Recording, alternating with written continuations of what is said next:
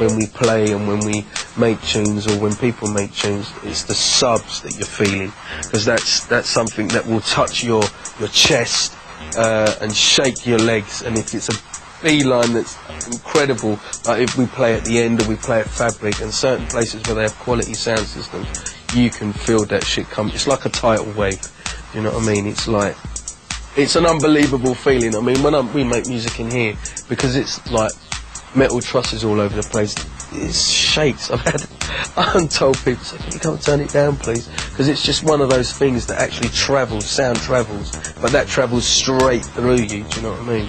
And the 808 is just like classic. 808 and 909 kick drum, do you know what I mean, with the 909 kit. It's just bare essentials. It's like, if you're driving a car, you've got to have a steering wheel. If you're making music, you've got to have an 808. The Roland TB-808 drum machine was invented in 1981 by a small team of Japanese designers. Abbreviated by musicians simply to 808 and immortalised in band names such as 808 State, it brought new, harder drum patterns to music. These in turn formed the basis for the stripped-down urban soundtrack of the early 80s, electro, hip-hop, and then with the 909 model, house music. It's such a ubiquitous sound in dance music, electronic music, but certainly the electro period of, say, the early 80s was a key time for this machine, and I guess probably the record that blew my head and a lot of other people's was Planet Rock, Bambaataa and the Soul Sonic Force, and that whole sound of electro was very much inspired by this machine.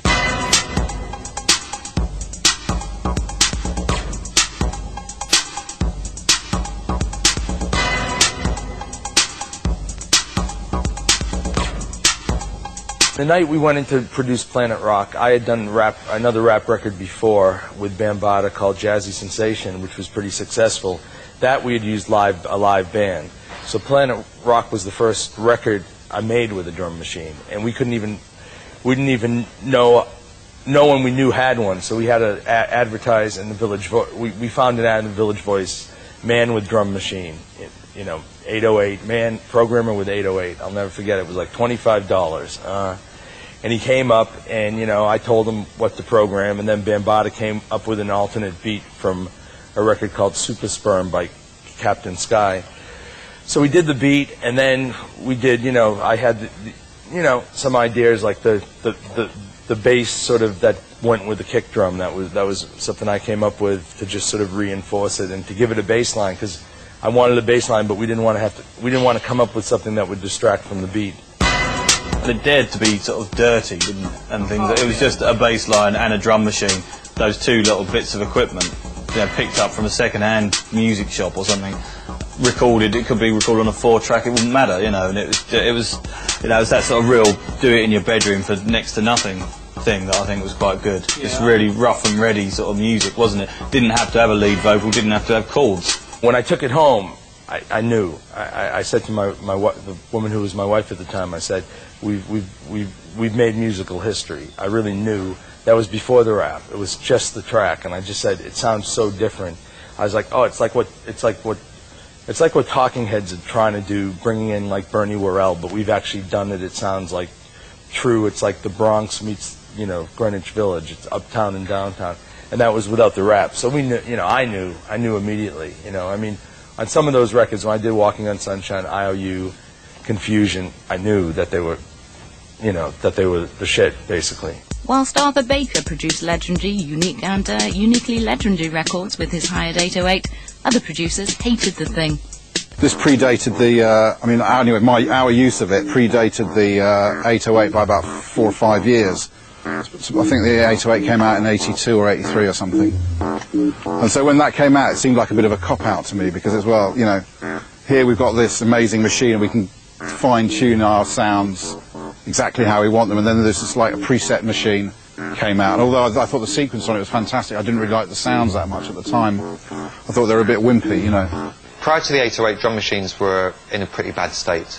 That's not to say that there weren't some good records that were made using those machines. I mean, Sly and the Family Stone were one of the earliest groups to use drum machines. Even Family Affairs got a little drum machine rattling away in the back.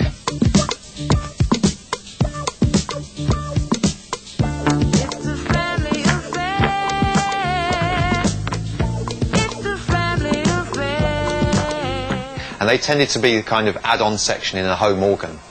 And then drum machines like the Dr. Rhythm sort of came out of that, but they were very much on that kind of cheesy bossa nova home organ tip.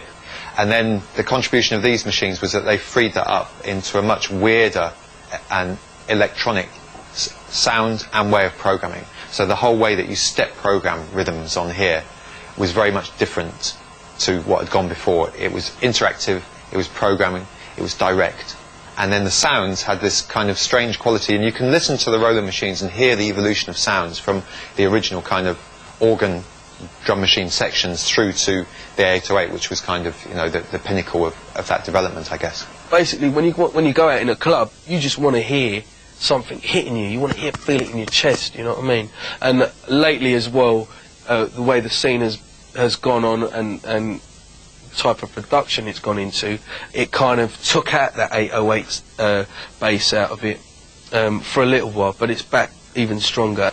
There we've got the bass drum playing on beat 1, on the 1, and if I change the decay setting, you can actually hear how that starts to spread out and get fat and take over. That, in 1, is your Basshead Wet Dream, the sound that launched tens of thousands of records. So I've got a bass drum playing on the 1. Let's put in one on the next beat up.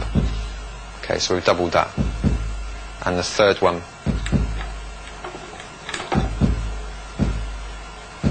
So there you've got your basic kick drum engine to it. Now we just put in the snare, and the snare usually plays on 2 and 4, which sounds like this. Oh.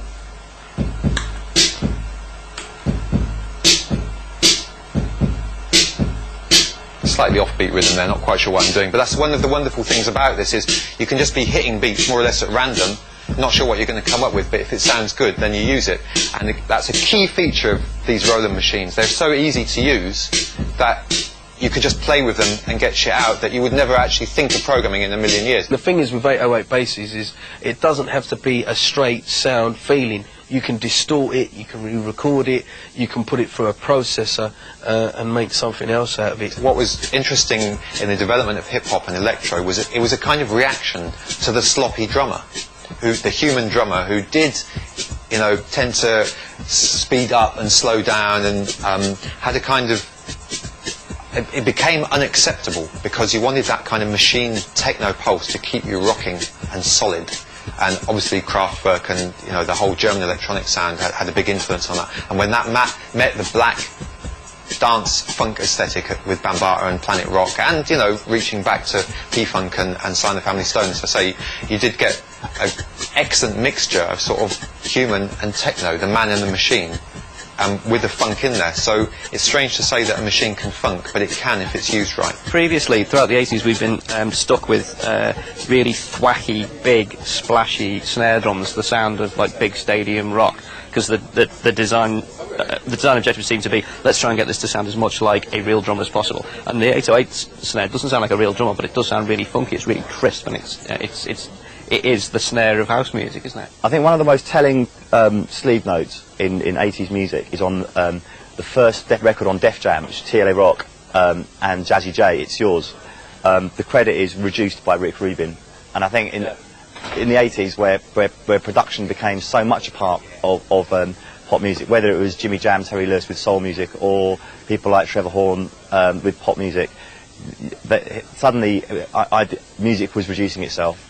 And you've got hip-hop and then later house music and electro. It's all reductive music. It's getting back to basics, back to the street. In the late 80s, the 808 was superseded by the 909, the standard kit for producing house music. The 909 is like pop music. Everyone uses the 909. It's like, you know, that's like house, commercial house. Every record has a 909 on it. The 808 is still a bit, you know, it is more of an underground thing. It's probably more difficult to get now. And it's just, you know, I don't know, it's quirkier. It sounds like a machine. You know, it sounds more like, you know, little, you know, like Japanese guys in a factory making these weird sounds. You know, it's just a great instrument because you can make weird sounds with it, and you know, it doesn't date. That, you know, that's the sign of a great instrument, that something that actually doesn't date, that when you put it on again, like even now, you put an 808 on something, it still sounds fresh. It's, you know, it's almost 20 years since we did Planet Rock, and it still sounds fresh. If you put it in the right context, it sounds amazing.